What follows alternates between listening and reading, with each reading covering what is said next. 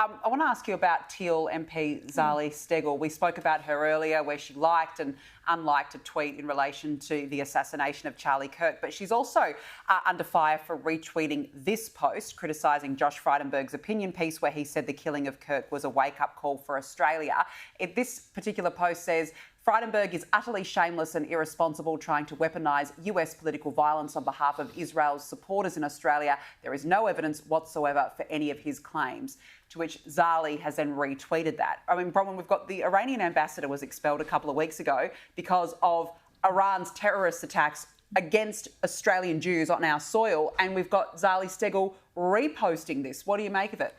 Well, the thing about Zali Steggall is when she liked the quote that violence is sometimes necessary, she tried to put out a statement saying, oh, it was all the fault of Advance Australia. That didn't work. So now she's having a go at Josh. This is the second time. Well, I'll say to Zali, 3 strikes and you're out, and you've just had 2. I mean, the hypocrisy of the Teal movement is just beyond the pale. Perhaps we're starting to see it fading. It was interesting in the Kiama by-election. They only got 12% of the vote. And I don't think there's anything for Labor to skite about either. They only got 37 and got there on the back of the Greens and the Teal vote.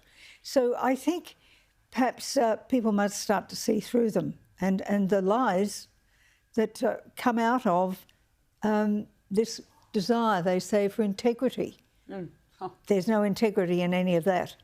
We were going to let you go, but since you mentioned the Kiama by-election, Mark Speakman, the Liberal leader in New South Wales, does he have anything to worry about with regards to his leadership after that by-election loss? Well, they made a statement before that if he got less than 40% for the Liberals, he'd be in trouble.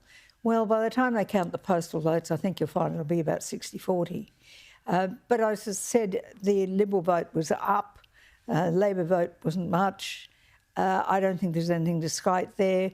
The one person who seems to be a sort of moderate alternative is Kelly Sloan, and she doesn't seem to want to do it. So you look around, who else is going to stand? Until they've got a backbone and start to be realistic about what the issues they're going to fight an election on, what's the point? Oh, it's grim. It sounds very grim at the moment, Bronwyn.